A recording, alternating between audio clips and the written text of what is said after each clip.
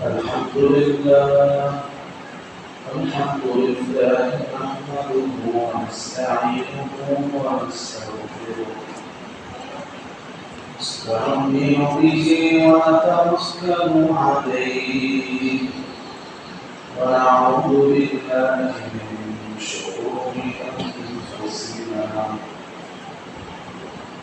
ومن سيئات أعمالنا من يهده الله فلا مضل له ومن يضلله فلا هادي له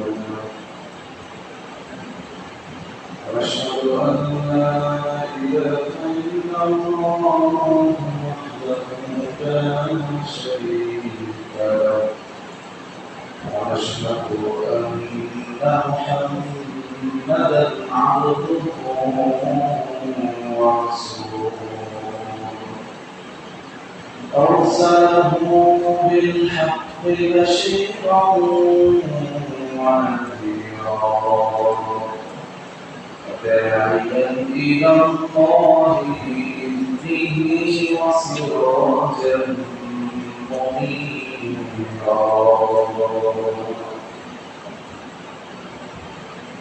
أما بعد فأعوذ بالله من الشيطان الرجيم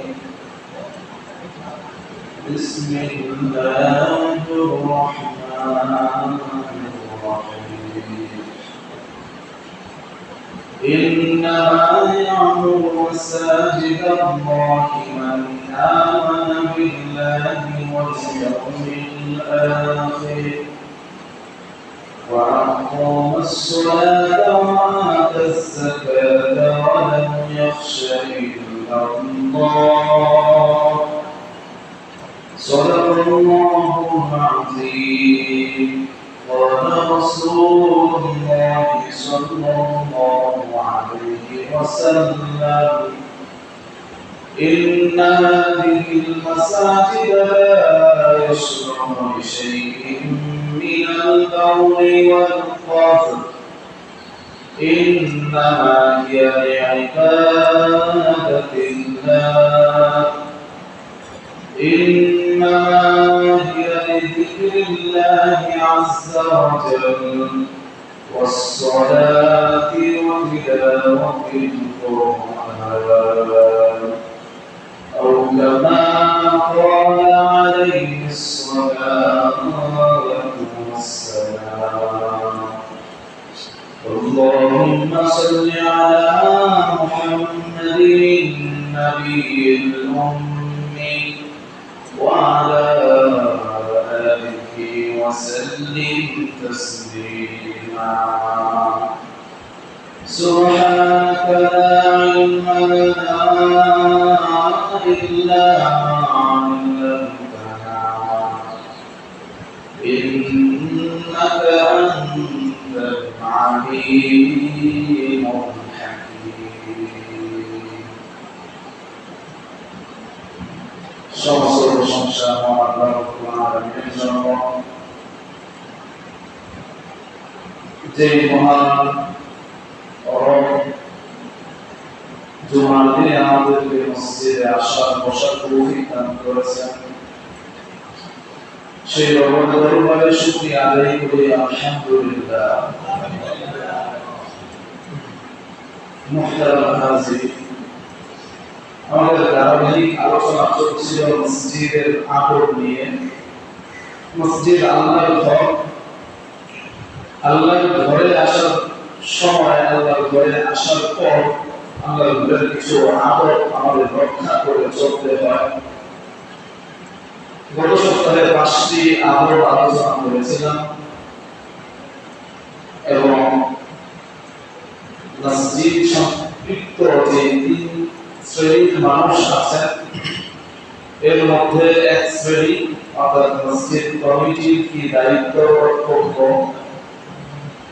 এইগুলো নিয়ে আলোচনা করেছিলাম ইনশাআল্লাহ আজকে বাকি কিছু আদব এবং মসজিদের সাথে সম্পৃক্ত আরেকটা শ্রেণী ইমাম, মুয়াজ্জিন, খাদেম তাদের বিষয়ে কিছু আলোচনা করার চেষ্টা করব ইনশাআল্লাহ। ওয়া মা তাওফীকি ইল্লা বিল্লাহ।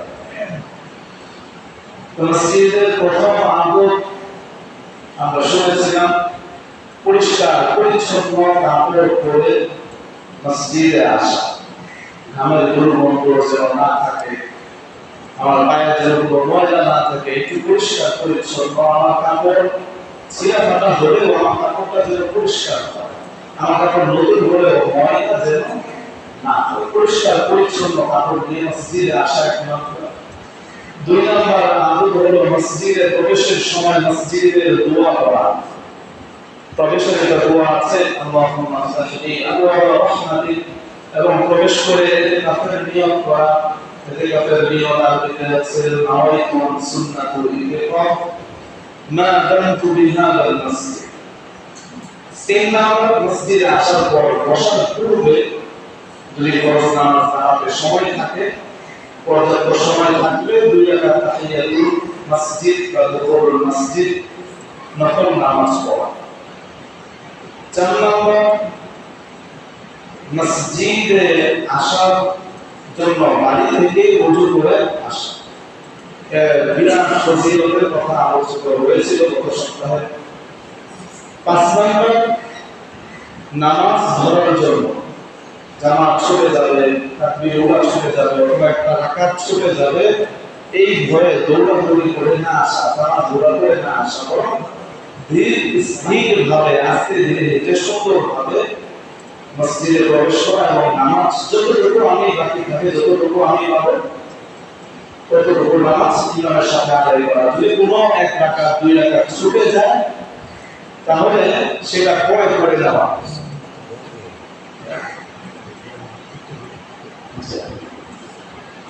তো এই 5টা আদব গত সপ্তাহে আলোচনা করেছিলাম। আজকে 6 নম্বর আদব থেকে শুরু হবে ইনশাআল্লাহ। 6 নম্বর আদব হচ্ছে মসজিদে আসার সময় বাড়ি থেকে অথবা দোকান থেকে যেখান থেকে আমি আসি হেঁটে আসার চেষ্টা করা। মসজিদে কিভাবে আসা? হেঁটে আসা। হেঁটে আসলে অনেক বেশি সওয়াবের কথা হাদিস শরীফের মধ্যে বর্ণিত হয়েছে। আল্লাহ রাসূল সাল্লাল্লাহু আলাইহি ওয়াসাল্লাম হাদিসের মধ্যে ইরশাদ করেন, কুল্লু খুতওয়াতিন তামশিহা ইলাস সালাতি সাদাকাতুন আও কামা ক্বালা আলাইহিস সালাতু ওয়াসসালাম। মসজিদে যারা হেঁটে আসে, নামাজের জন্য যারা হেঁটে আসে, তারা যে কদম ফেলে, তারা যে পা ফেলে, প্রতিটা পা ফেলাটাই সদকার সওয়াব হয়। আমার বাড়ি থেকে মসজিদ পর্যন্ত আসতে যদি 100 কদম মাটিতে পড়ে, এই 100টা সদকার সওয়াব আল্লাহ আমার আমলনামায় লিখে দেন। কারো বাড়ি যদি আরো বেশি ধরে থাকে, আরো বেশি সব, একেবারে মহল্লার শেষ প্রান্তে যার বাড়ি, উনি হেঁটে হেঁটে মসজিদে আসলে ওনার হাঁটার পরিবর্তে সবচেয়ে বেশি সব হয়ে যায়। তার মানে মসজিদ থেকে দূরে বাড়ি এটা দুর্ভাগ্যের না, মসজিদ থেকে দূরে বাড়ি এটা কষ্টের বিষয় না। আমি কষ্ট করছি, পরিবর্তে আল্লাহ রাব্বুল আলামিন আমাকে সদকার সওয়াব দিচ্ছেন। দূরে বাড়ি রেখে আমার সময় মসজিদের জামাতে শরীক হয়ে না, আমার অনেক দূরে, কোনো কাজ না থাকলেও আমরা আসি না। কিন্তু এই যে সুসংবাদ আল্লাহ রাসূল সাল্লাল্লাহু আলাইহি ওয়াসাল্লাম দিলেন, এই সুসংবাদ যেই ব্যক্তি শুনবেন, এই ব্যক্তিকে এটাকে কোনো কষ্ট মনে করবেন। 5 ওয়াক্ত নামাজের মসজিদে আসার পাশে এসে করার চেষ্টা করবেন, কারণ বাড়ি যত দূরেই থাক, আমি যত কদম দিব ততই আমার সব বাড়বে, আমার আমল নামার মধ্যে সব যুক্ত হতে থাকবে। পাশাপাশি আল্লাহ রাসূল সাল্লাল্লাহু আলাইহি ওয়াসাল্লাম হাদিসের মধ্যে বলেছেন, এই মসজিদে আসার জন্য যে পা ফেলা হয়, এই প্রতি হাঁটার পরিবর্তে গোনা মাফ হয়ে যায়। বলেন সুবহানাল্লাহ। কাফারাতুল খাতায়া ইসবাহুল উযুলি আনিল মাকারিহ। গুনাহ মাফের 3টা বিষয় আল্লাহ রাসূল এই হাদিসে উল্লেখ করেছেন। 1 নাম্বার হচ্ছে গুনাহ মাফ হয় কষ্টের মধ্যে পরিপূর্ণভাবে ওযু করবে। ধরেন শীতের মধ্যে ওজু করতে অনেক কষ্ট, ঠান্ডা পানি, এই শীতের মধ্যে অনেক আছে ওরকম উজু করে ফেলে। যে ব্যক্তি এরকম না করে পরিপূর্ণভাবে উজুটা করে শীতের মধ্যে অন্য যে কোনো কষ্টের মধ্যে, এই পরিপূর্ণ উজু করলে এটার দ্বারা গুনাহ মাফ করা যায়। দুই নম্বর বিষয় আল্লাহ রাসূল সাল্লাল্লাহু আলাইহি ওয়াসাল্লাম বলেন, ওয়া ইয়ামাতুল আকদামি ইলাল মাসাজিদ, এবং মসজিদের দিকে পা চালানো। মসজিদের দিকে আমি যাচ্ছি, আমি হেঁটে হেঁটে যাচ্ছি, আমি পা দিয়ে হাঁটছি, এই যে মসজিদের দিকে হেঁটে যাওয়াটা, এটাও কি গুনাহ মাফের একটা মাধ্যম। এবং তিন নাম্বার হচ্ছে ইন্তিজারুস সালাতি ওয়াস সালাত, এক নামাজের পরে আরেক নামাজের অপেক্ষা করা। একটা নামাজ শেষ করেছে, আমার ঘন্টা মসজিদে পড়ে আছে, কখন আরেকটা নামাজের আযান হবে, কখন আমি আবার গিয়ে মসজিদে নামাজ পড়ব। অথবা মসজিদে বসে আছি, আযান দিয়েছে, আমি জামাতের অপেক্ষা করছি, এই যে অপেক্ষাটা, এই অপেক্ষাটা গুনাহ মাফ করা। এই জন্য মসজিদে ৬ নম্বর আদব হচ্ছে মসজিদে আসার সময় হেঁটে হেঁটে আসার চেষ্টা করা।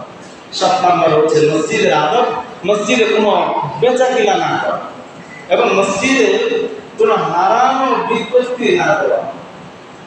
আল্লাহ রাসূল সাল্লাল্লাহু আলাইহি ওয়াসাল্লাম হাদিসের মধ্যে বলেছেন, যারা মসজিদের মধ্যে ক্রয় বিক্রয় করে তাদেরকে তোমরা বলো যে তোমার ব্যবসায় যেন কোনো লাভ না হয়। যারা মসজিদে এসে হারানো বিজ্ঞপ্তি দেয় যে আমার এটা হারিয়েছে, আমার ওইটা হারিয়েছে, তাদেরকে বলো যে তোমার এই জিনিসটা আল্লাহ যেন ফেরত না দেয়। তবে হ্যাঁ, যদি কোনো জিনিস মসজিদে হারানো যায়, মসজিদে জুমার সময় এসেছে অথবা অন্য সময় এসে মসজিদে হারিয়ে গেছে, ওই ঘোষণাটা মসজিদে দেওয়া যেতে পারে, কিন্তু ওই বাহিরে কোনো কিছু হারিয়েছে, এইগুলা মসজিদে ঘোষণা করা মসজিদের আদব নয়।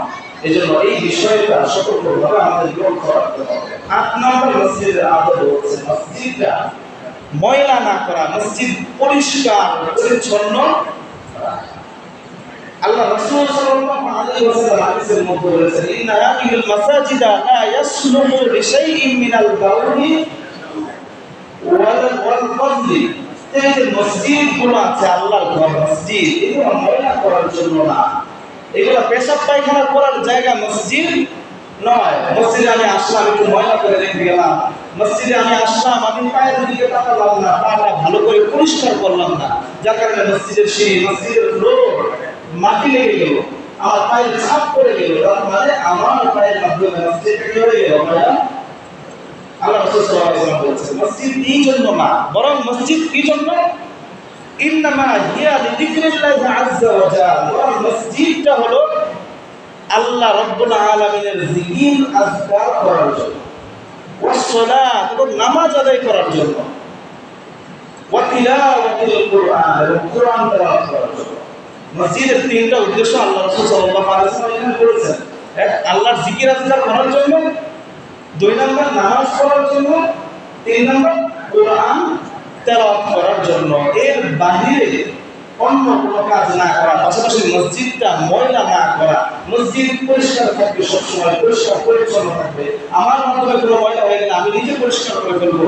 আমার চোখে কোনো ময়লা পড়েছে, আমি খেদমতের নিয়তে, মসজিদ পরিষ্কার করার নিয়তে আমি নিজে সেটা পরিষ্কার করার চেষ্টা করবো। হ্যাঁ, দায়িত্বের লোক আছে, কখনো পরিষ্কার করার পরে ময়লা হয়ে যেতে পারে, অথবা কখনো ভুলবশত অপরিষ্কার থাকতে পারে, তখন আমরা প্রত্যেকেই মসজিদের একজন কি খাদেম। মসজিদ আল্লাহর ঘর, আমরা আল্লাহর ঘরে উপাসনা ইবাদত করতে আসি, আল্লাহর ঘরটা পরিষ্কার পরিচ্ছন্ন রাখার দায়িত্ব আমাদের সকল। এই জন্য চেষ্টা করা মসজিদে না আমার মাধ্যমে কোনো মাধ্যমে ময়লা না হয়। ৯ নম্বর মসজিদের আদব হচ্ছে মসজিদের মধ্যে যখন মানুষ ভরপুর থাকে, পিছন থেকে সামনে না আসা।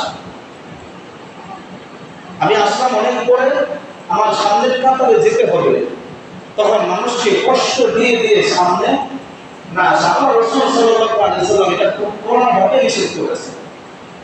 হাদিসের মধ্যে আছে, যা রাজুলুন ইলাল মসজিদি ওয়ান নবী সাল্লাল্লাহু আলাইহি ওয়াসাল্লাম ইয়াসতুবু, একজন মুসল্লি মসজিদে আসলো, রাসূল আকরাম সাল্লাল্লাহু আলাইহি ওয়াসাল্লাম উনি বয়ান করছেন, মানুষকে সাহাবায়ে কেরামদেরকে বিভিন্ন আলোচনা করছেন। ইয়াতাহাদ্দা রিকাবান নাস, ওই ব্যক্তিটা এসে চিন্তা করলাম আমি একটু রাসূলের কাছে গিয়ে বসি। মানুষের ঘাড় ডিঙা ডিঙা যেখানে বেশি ভিড় থাকে কি করে, মানুষ একটু সাইড করে সামনে আসে। তো ওই ব্যক্তিটাও মানুষের ঘাড় ডিঙে ডিঙে মানুষকে সাইড করে সামনে আসতেছে। তো আল্লাহ রাসূল সাল্লাল্লাহু আলাইহি ওয়াসাল্লাম বললেন, ইজলিস ইজলিস, তুমি এইখানে বসে যাও, যেখানে আছো তুমি ওইখানে বসে যাও, কারণ তুমি মানুষকে কষ্ট দিচ্ছ।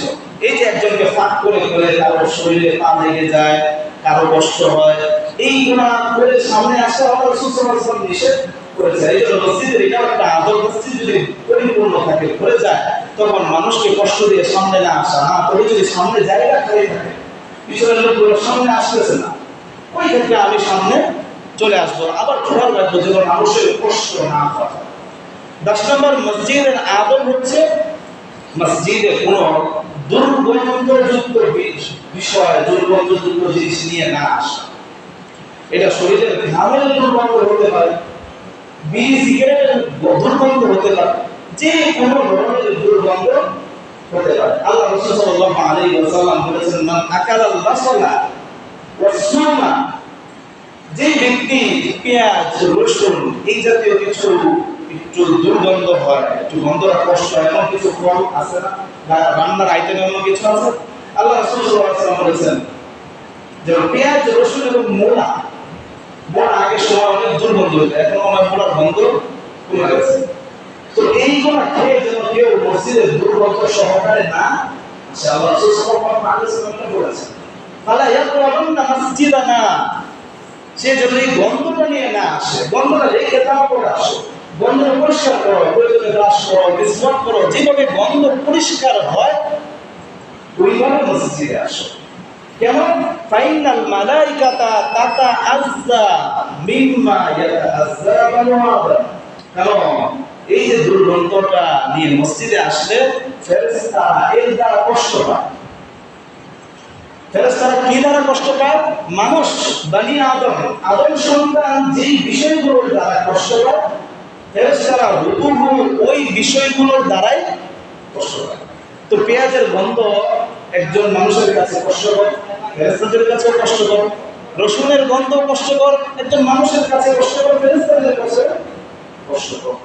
এই জন্য এইগুলো যখন আমরা খাবো, কাঁচা পেঁয়াজ, কাঁচা রসুন, তখন আমি মুখ পরিষ্কার করে আসবো। এই অজুহাতে আমি মসজিদে আসা ছেড়ে দিব, মসজিদে আসবো না, এই অজুহাত গ্রহণযোগ্য নয়। কারণ এই গন্ধ দূর করার কোনো মাধ্যম আছে। তো এই বিষয়টা সতর্ক থাকা, বিশেষ করে আমরা যদি খেয়াল করি তাহলে যে আমাদের অনেক ভাই, অনেক চাচা, অনেক পূর্বী মানুষ অনেক সময় ধূমপান করে। তো ধূমপানের গন্ধ কি পেঁয়াজ রসুনের চেয়ে কম না বেশি?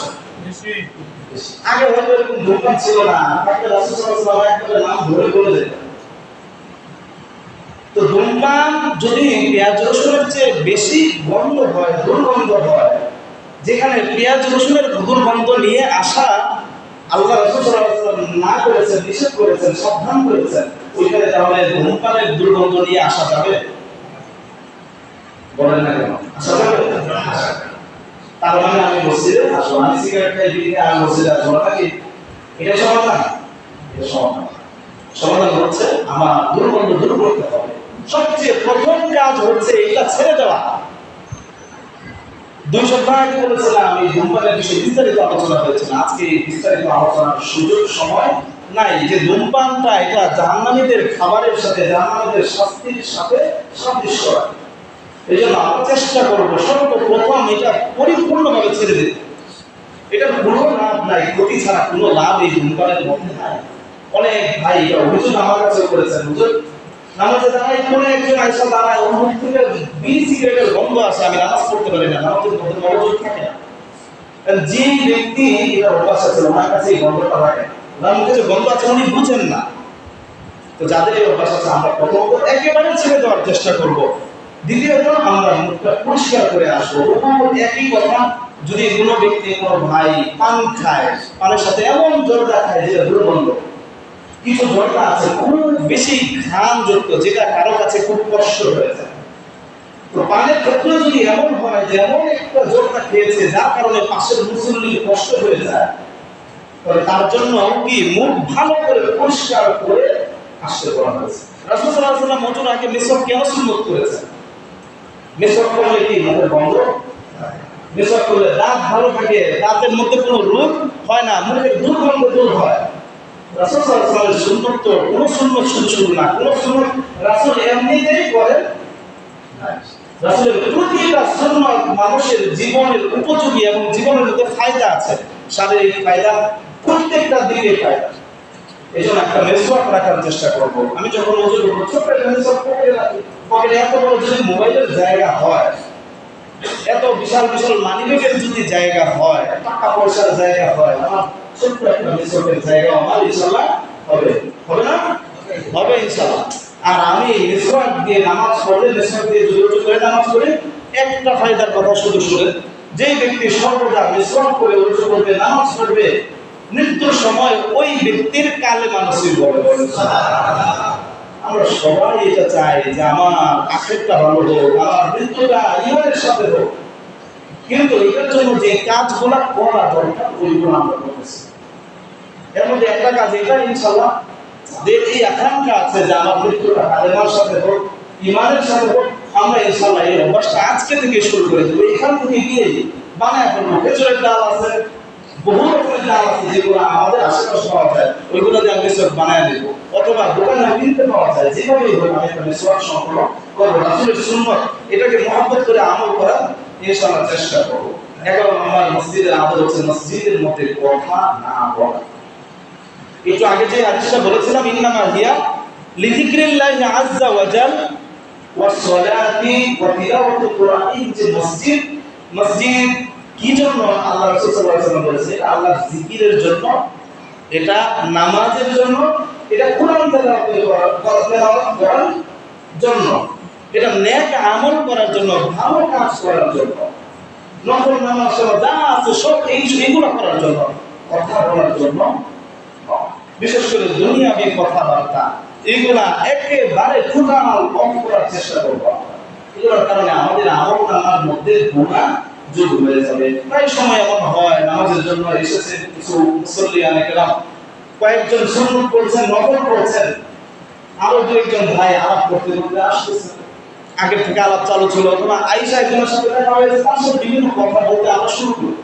কিন্তু আমরা এটা খেয়াল করি না, কোনো এক ভাই কোরআন তেলাওয়াত করছেন, কোন এক ভাই জিকির আজকার করছেন, কোন এক ভাই নফল বা সুন্নাত যে কোনো নামাজ পড়ছেন, ওনার নামাজের দিকে আমরা এটা খেয়াল করি। গতকাল এশার সময় এই কাজটা হয়েছে, এটা আমাদের নিত্য নৈতিক একটা অভ্যাস। তো এইটা আমাদের পরিবর্তন করতে হবে। এটা যদি আমরা পরিবর্তন করতে না পারি, তাহলে মসজিদে আসবো সওয়াব কামাই করতে, নেকি কামাই করতে, কিন্তু আমার আমলনামায় ফাঁক দিয়ে গুনাহ ঢুকে যাবে। তো আমরা এই ব্যাপারে সাবধান থাকবো। আমরা যেন আমরা জমি যখন বাউন্ডারি দেই, বেড়া দেই, খেয়াল করি বেড়ার মধ্যে যেন কোনো কি না থাকে, ফাঁক ফুঁক না থাকে, যেদিকে ছাগল, জমির ক্ষতি হবে, ফসলের ক্ষতি হবে, এমন কিছু যাতে ধরতে না পারে। চেক করি না, ফাঁক থাকলে কি হয়, ওই দুইটা ফসল নষ্ট করবে। তো আমি যখন মসজিদে আসবো, তখন আমার এই যে সওয়াব কামাইয়ের যে জায়গাটা, এটা যেন গুনাহের জায়গায় পরিণত না হয়, এই ব্যাপারে সতর্ক থাকতে হবে। দুনিয়ার ব্যাপারে যদি আমি ফসলের ক্ষেত্রে আমি যদি একটু সতর্ক হতে পারি, তাহলে আমি আখিরাতের জন্য আল্লাহর ঘরের আদব হিসেবে আমি এতটুকু সতর্ক আমি হতে পারবো। পাশাপাশি উঁচু আওয়াজে কথা না বলা, জোরে চিল্লাচিল্লি করে কথা না বলা, এটা আরো বেশি বেয়াদবি মসজিদের সামনে। কথা বলা একটা আদব নষ্ট। দ্বিতীয়ত যদি কথাটা হয় উঁচু আওয়াজে, ওইটা আরো বেশি মারাত্মক। হযরত নবী করিম সাল্লাল্লাহু আলাইহি ওয়াসাল্লাম ইতিকাফে বসেছেন। ইতিকাফা রাসূলুল্লাহ সাল্লাল্লাহু আলাইহি ওয়াসাল্লাম, আল্লাহ রাসূল সাল্লাল্লাহু আলাইহি ওয়াসাল্লাম ইতিকাফে বসেছেন, মসজিদে সাহাবায়ে কেরাম বসেছেন। তো ওনাদের উচ্চ আওয়াজে তেলাওয়াত রাসূলের কানে আসলো। তখন রাসূলুল্লাহ সাল্লাল্লাহু আলাইহি ওয়াসাল্লাম পর্দা সরালেন, পর্দা সরিয়ে বললেন, এই তোমরা শোনো, আমার সাহাবীরা তোমরা শোনো, তোমরা এখানে যারা আছো সবাই কি মনে মনে আল্লাহর কাছে বিভিন্ন কিছু প্রার্থনা করছো, আমল করছো। এখন তোমাদের একজনের তেলাওয়াত আরেকজনের তেলাওয়াত, নামাজে, জিকিরে, দোয়ার মধ্যে যেন কষ্টকর না হয়। তোমরা একজন অপরজনকে কষ্ট দিও না। তুমি তেলাওয়াত করছো, তুমি আস্তে করো, একটু আস্তে করো, যাতে আরেকজনের কানে এই তেলাওয়াতটা যাওয়ার পর সে যে জিকির করছিল, সে যে চিন্তায় ছিল, আল্লাহ রাব্বুল আলামিনের বিভিন্ন জিকির করছিল, এই জিকিরের মধ্যে যেন তার সমস্যা না। এই জন্য তোমরা আওয়াজ আস্তে করো। তোমরা হয় নামাজে তেলাওয়াত করো অথবা এমনিতে তেলাওয়াত করো, যেখানেই করো না কেন তুমি একটু আস্তে করো, যাতে তোমার তেলাওয়াতের আওয়াজের কারণে আরেকজনের আমলের মধ্যে খলল না আসে।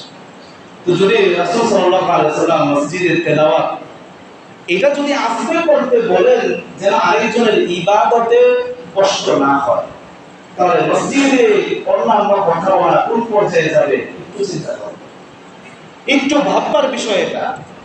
যে রাসূল জুড়ে তেলাওয়াত করতেছে, আমাদের কাজ আমল তেলাওয়াত ভালো জিনিস না খারাপ জিনিস? কোরআন তেলাওয়াত ভালো জিনিস। অত বলা হয়েছে আফজলুল যিকরি তিলাওয়াতুল কোরআন, সর্বোত্তম জিকির হচ্ছে কোরআন তেলাওয়াত। এই তেলাওয়াত রাসূল আস্তে করতে বলেছেন যাতে আরেকজনের আমলে ইবাদতে কষ্ট না হয়। ওইখানে আমার কথা বলা, ওইখানে আমার জোরে কথা বলা কিভাবে সাজে। আল্লাহ রাসূল সাল্লাল্লাহু আলাইহি ওয়াসাল্লামের সাহাবী হযরত ওমর রাদিয়াল্লাহু আনহু তখন খলিফা, হযরত ওমর রাদিয়াল্লাহু আনহু একদিন মসজিদে নববীতে গিয়েছেন। এক সাহাবীকে বললেন, ওই যে দুইজন মানুষ দেখা যায়, ওই দুইজনকে আমার কাছে নিয়ে আসো। ওই সাহাবী গেলেন, তাদের দুইজনকে নিয়ে আসলেন। ওমর রাদিয়াল্লাহু আনহু জিজ্ঞাসা করলেন, তোমাদের বাড়ি কোথায়, তোমরা কোথা থেকে এসেছো? ওনারা দুইজন বললেন যে আমরা তায়েফ থেকে এসেছি। তখন রাসূল তখন হযরত ওমর রাদিয়াল্লাহু আনহু বলেন, যদি তোমরা মদিনার অধিবাসী হতে, মসজিদে নববী কোথায়? মদিনাতে। ওই মসজিদে নববীর আশেপাশে বা মদিনাতে বসবাস করো এমন মানুষ যদি তোমরা হতে, অবশ্যই আমি তোমাদেরকে শাস্তি দিতাম। কেন? কারণ তোমরা মসজিদে উচ্চ স্বরে কথাবার্তা করছো।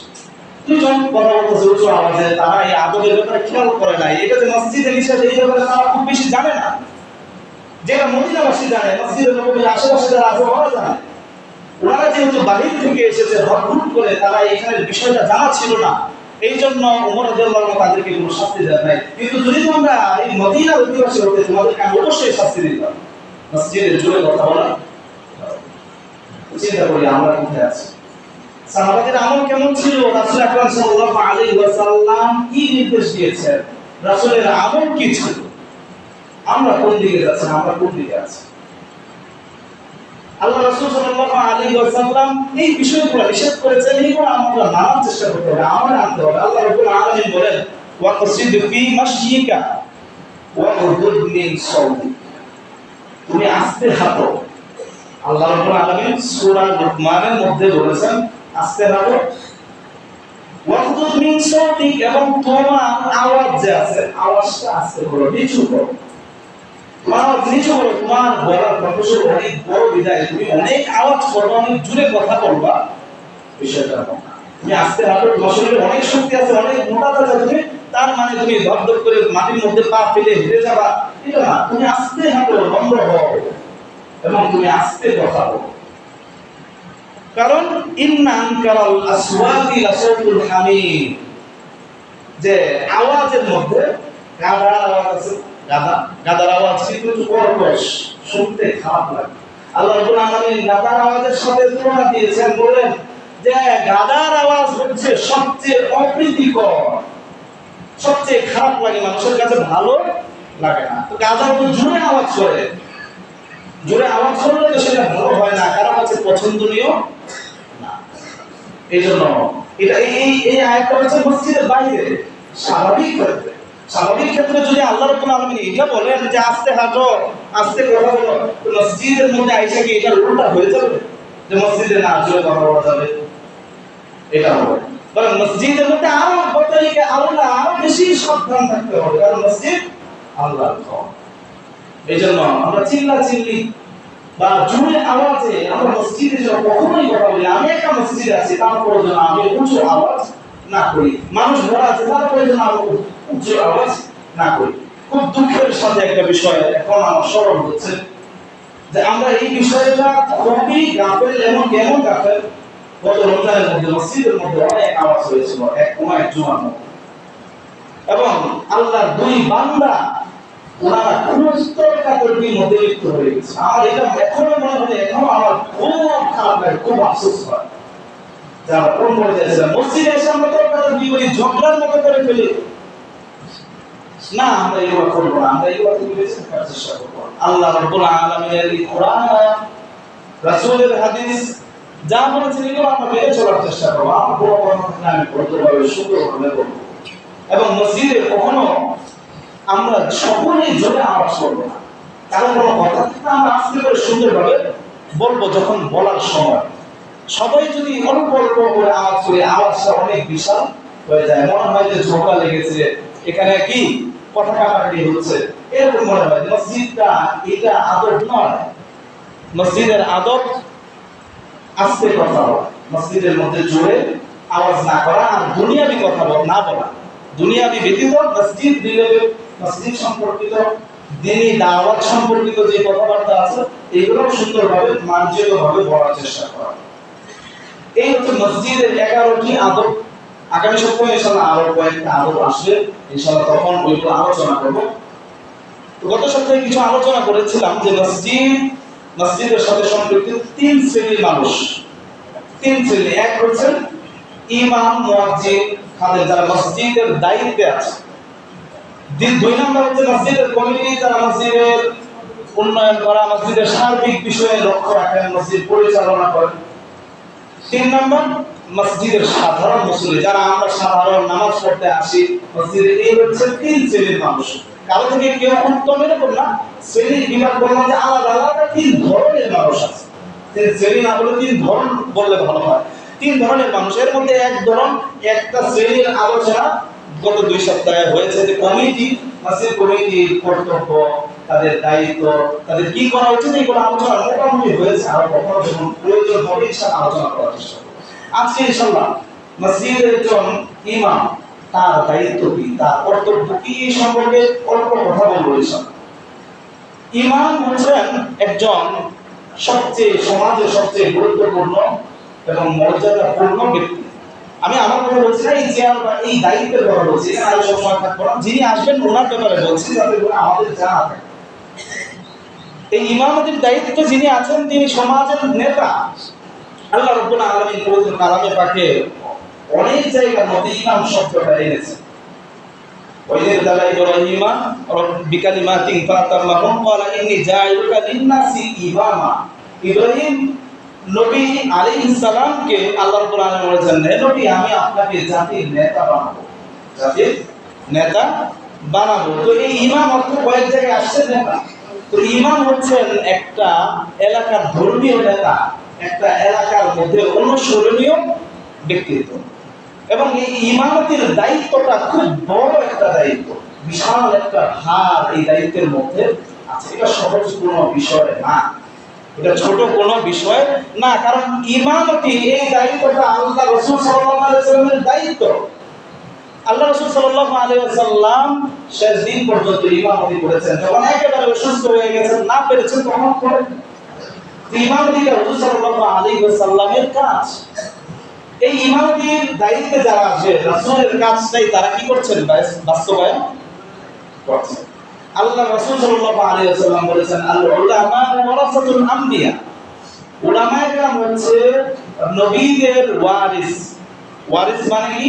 আমরা ওয়ারিস বলি যারা মিরাস পায়, সম্পদ পায়। তো উলামায়ে কেরাম হচ্ছে নবীর সম্পদ পাবে। হাদিসের পরের অংশ বলা হয়েছে যে নবীরা কোনো দিনার, দিরহাম, টাকা পয়সা এইগুলো মিরাস হিসাবে রেখে যান। নবীরা রেখে গেছেন ইলম। যে ব্যক্তি ইলম অর্জন করবে সে যেন মিরাসের বিরাট একটা অংশ পেয়ে গেল।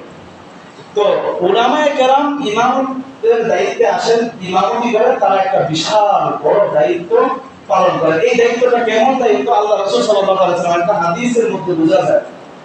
আল্লাহ রাসূল মানুষকে উদ্দেশ্য করে বলেন, তোমরা যদি এটা চাও তোমাদের নামাজ কবুল হোক, তোমরা যদি এটা চাও তোমাদের নামাজ আল্লাহ তাআলা গ্রহণ করে কবুল করে, তাইলে তোমরা তোমাদের মধ্যে সবচেয়ে উত্তম যে মানুষটা আছে, তোমাদের মধ্যে সবচেয়ে উত্তম যে ব্যক্তি, ওই ব্যক্তিকে তোমরা ইমাম বানাও।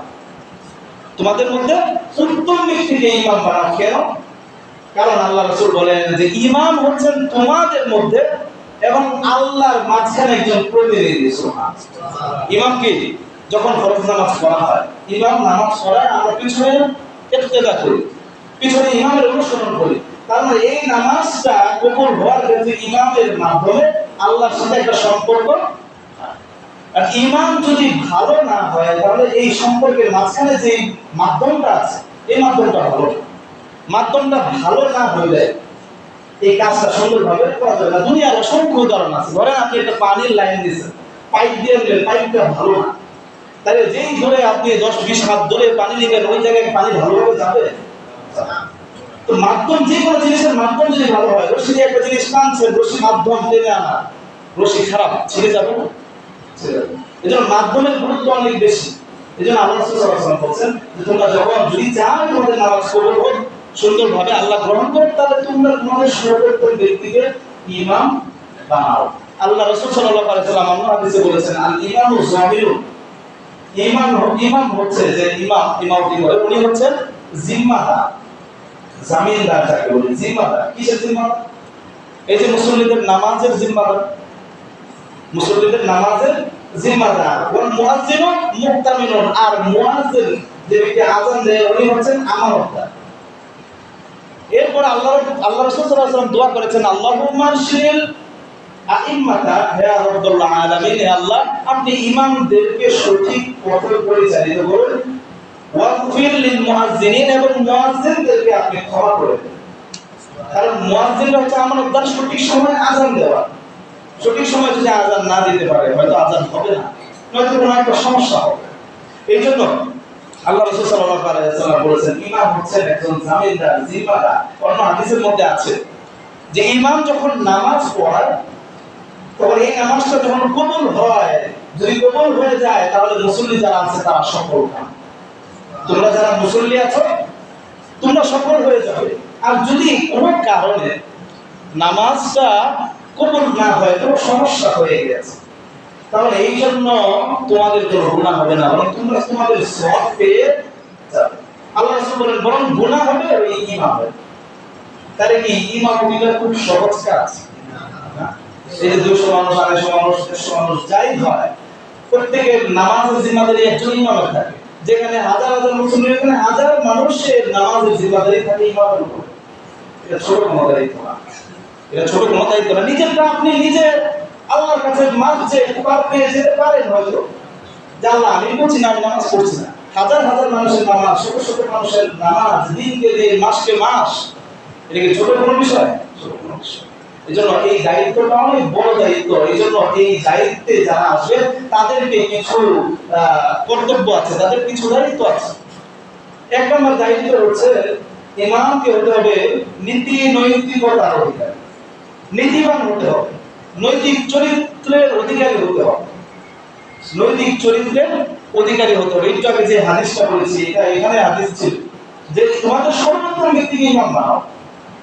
কারণ ইমাম হচ্ছে তোমাদের আর আল্লাহর মধ্যে একজন প্রতিনিধি। এই জন্য ইমামকে ন্যায়পরায়ণ হতে হবে, ইমামকে সহিহ আকীদার অনুসারী হতে হবে, ইমামকে রাসূল আকরাম সাল্লাল্লাহু আলাইহি ওয়াসাল্লামের আদর্শের সুন্নাতের অনুসারী হতে হবে।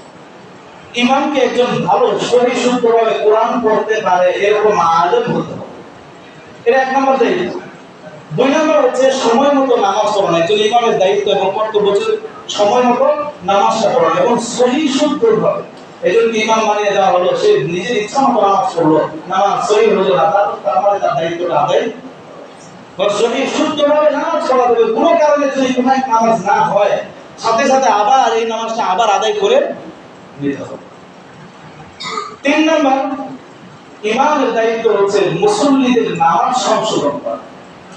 আমরা দুনিয়াতে সব কিছু আমরা শিখি, সবকিছু শিখতে হয় ইসলামিক বিষয়াদি ছাড়া। ইসলামিক বিষয়গুলো দেখে দেখে মানলেই হয়, এটা আমাদের ধারণা। কিন্তু না, ইসলামিক বিষয়গুলো আরো ভালো করে শিখতে হবে। কারণ এই যে নির্ভর করে আমার আখিরাতে আমি জান্নাত পাবো না জাহান্নাম পাবো। এই জন্য একজন ইমামের দায়িত্ব হচ্ছে মুসল্লিদের নামাজ সংশোধন করার ব্যাপারে সচেষ্ট হওয়া, তাদেরকে আহ্বান করা, তাদেরকে শিখিয়ে দেওয়া। 4 নম্বর দায়িত্ব হচ্ছে মুসল্লিদের কোরআন শিক্ষা দেওয়া, কোরআন সহিহ শুদ্ধভাবে শিক্ষা দেওয়া। যারা পারে না তাদেরকে বিভিন্নভাবে আহ্বান করে তাদেরকে শিক্ষার ব্যবস্থা করে দেওয়া। 5 নম্বর ইমামের দায়িত্ব হচ্ছে বেসিক যে ইসলাম আছে, ইসলামের বিভিন্ন বিষয় আছে, ইসলামের যত বিষয়গুলো আছে ফরজ শিক্ষা। আল্লাহ রাসূল সাল্লাল্লাহু আলাইহি ওয়াসাল্লাম বলেছেন তলাবুল ইলমি ফারিদাতুন আলা কুল্লি মুসলিম, প্রত্যেক মুসলমানের উপর ইলম অর্জন করা ফরজ। ইলম এই যে নামাজ রোজা হজ যাকাত যেগুলো একটা মানুষের জন্য আবশ্যক, এই বিষয়গুলো জানা তার জন্য ফরজ। এই ফরজ পরিমাণ ইলম শিখতে হবে প্রত্যেক মানুষের। এজন্য ইমামের দায়িত্ব চেষ্টা করা মুসল্লিদেরকে এই ফরজ পরিমাণ ইলমটা তাদেরকে শিক্ষা দেওয়া। 6 নম্বর হচ্ছে ইমামের দায়িত্ব যদি খতিব হন, জুমার দায়িত্ব থাকে, তাহলে জুমার যে বয়ান আছে এই বয়ানের মধ্যে কোরআন সুন্নাহর আলোকে আলোচনা করা। পাশাপাশি যেই সব বিষয়গুলো আমাদের দৈনন্দিন প্রয়োজন, সকালে একজন মানুষ ঘুম ভাঙার পর থেকে আবার যখন ঘুমাতে যাবে মাঝখানে যত কাজ আছে, বাথরুম, গোসল, ওযু, খাওয়া দাওয়া, নামাজ কালাম, ব্যবসা বাণিজ্য, যত কাজ আছে সব কাজ সম্পর্কে আলোচনা একজন ইমামের আনতে হবে। কারণ প্রত্যেকটা কাজের মধ্যে ইসলামী আদর্শ আছে, ইসলামী বিধিবিধান আছে, ইসলামী হুকুম আহকাম আছে। ব্যবসা কিভাবে করলে আমার ব্যবসাটা জায়েজ হবে, হালাল হবে, হ্যাঁ, চাকরি কিভাবে করলে চাকরিটা হালাল হবে, জায়েজ হবে, এগুলো ইসলামী বিধিবিধান আছে। এটা ভঙ্গ করলে তার মৌলিক কাজটা ঠিকভাবে হবে না। এইজন্য একজন ইমামের দায়িত্ব হচ্ছে একজন মানুষের দৈনন্দিন চলতে গেলে যত কিছু প্রয়োজন সব বিষয়ের আলোচনা এই জুমার বয়ানের মধ্যে বিভিন্নভাবে নিয়ে আসা।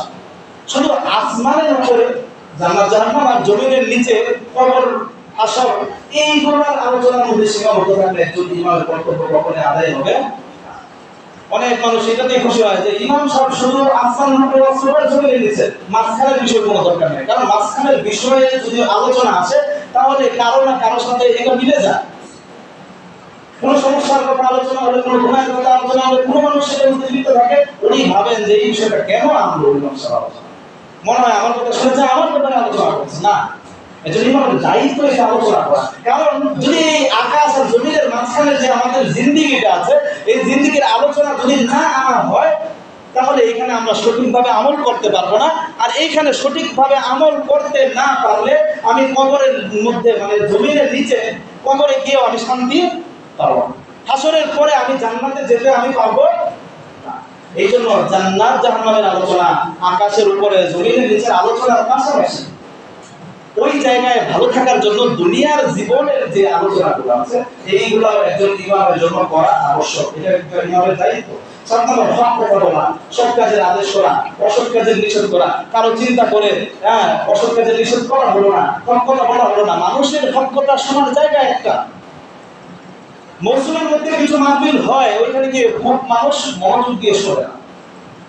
তো মসজিদের মিম্বর থেকে যদি হক কথা প্রচার না হয়, প্রসার না হয়, বলা না হয়, সৎ কাজ কোনটা, গুনার কাজ কোনটা, সওয়াবের কাজ কোনটা, এটা যদি বলা না হয় তাহলে মানুষ বুঝতে পারবে না। এই জন্য একজন ইমামের দায়িত্ব হক কথা বলা, সৎ কাজের আদেশ করা, অসৎ কাজের নিষেধ করা। আপনার দায়িত্ব হচ্ছে একমাত্র আল্লাহকে ভয় করা। যে আয়াতটা আল্লাহ রাব্বুল আলামিন কোরআনে মাজিদে ইরশাদ করেছেন, ওয়ালাম ইয়াখশা ইল্লাল্লাহ, যে মসজিদে আবাদ করবে তারা, এর মধ্যে এক শ্রেণী হচ্ছে একটা গুণ হচ্ছে যে সে আল্লাহ ব্যতীত কাউকে ভয় করবে। এখন একটা হক কথা বলতে গিয়ে, একটা বিষয় আলোচনা করতে গিয়ে কারো যদি ভয় পেয়ে ওই আলোচনা না করা হয় তাহলে এটা ইমামের দায়িত্ব আদায়। এই ব্যাপারে এই জন্য কাউকে চিন্তা করলে হবে না যে এটা কারো বিরুদ্ধে যাচ্ছে কিনা, এটা কারোর মধ্যে ভুল বা দোষ আছে কিনা, বরং সার্বিকভাবে একজন ইমামের দায়িত্ব হলো কাউকে উদ্দেশ্য করে না, স্বাভাবিকভাবে আলোচনা করা।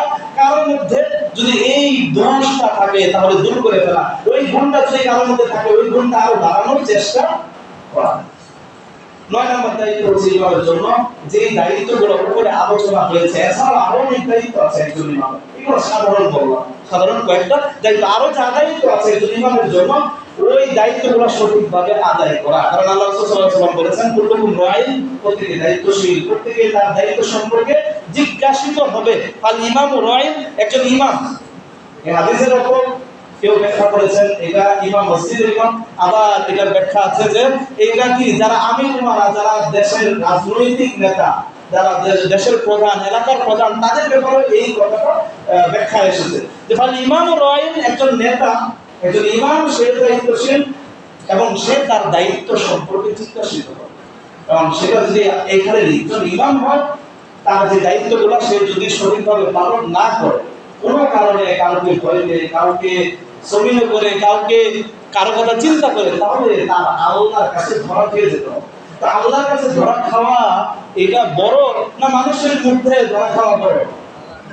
আল্লাহর কাছে ধরা খাওয়া বড়। এই জন্য একজন ইমাম, আদর্শ ইমামের চরিত্র থাকবে, আদর্শ ইমামের কর্তব্য থাকবে হক এবং সৎ কাজের আদেশ, অসৎ কাজের নিষেধ, এই সব কিছু সুন্দরভাবে মানুষকে বুঝিয়ে দেওয়া, জুমার বয়ানের মাধ্যমে, আরো যত মাধ্যম থাকে, কাউকে পার্সোনালি ভাবে, কারোর সাথে, কয়েকজনের সাথে কথা বলে, তাদেরকে যেভাবে সম্ভব হয় ওইভাবে বোঝায় দেওয়া হচ্ছে একজন ইমামের দায়িত্ব। তো এই যে দায়িত্বগুলো বলা হলো, যেহেতু আমি এখানে দায়িত্বে আছি, আমার একা পক্ষে এই দায়িত্বগুলো পালন করা সম্ভব না যতক্ষণ না আপনারা সম্পৃক্ত হবে। যেমন আমি নামাজ আমি পড়ে যাচ্ছি, হয়তো এই দায়িত্বটা আমি সঠিকভাবে পালন করতে পারছি, আল্লাহ পাক ভালো জানেন, আমি চেষ্টা করছি। দ্বিতীয় যে দায়িত্বগুলো আছে, ধরেন মানুষকে কোরআন শেখানো, নামাজ শেখানো, মানুষকে সৎ কাজের আদেশ, অসৎ কাজের নিষেধ এবং এগুলো বিধি নিষেধ করা, এটা যদি আপনাদের সম্পৃক্ততা না থাকে তাহলে কোনো ইমামের পক্ষে একা এটা করা সম্ভব। এই জন্য আমি আপনাদের কাছে এই দায়িত্বগুলো পালন করার ক্ষেত্রে আপনাদের সহযোগিতা চাই। আপনাকে সহযোগিতা করতে রাজি আছেন? এই ব্যাপারে আমাকে সহযোগিতা করতে হবে, নামাজ শিখে আমাকে সহযোগিতা করতে হবে, কোরআন শিখে আমাকে সহযোগিতা করতে হবে, সৎ কাজের আদেশ, অসৎ কাজের নিষেধ করে আমাকে সহযোগিতা করতে হবে। আল্লাহ রাব্বুল আলামিন আমাদের সকলকে বোঝার এবং আমল করার তৌফিক দান করুন। আলহামদুলিল্লাহ রাব্বিল আলামিন।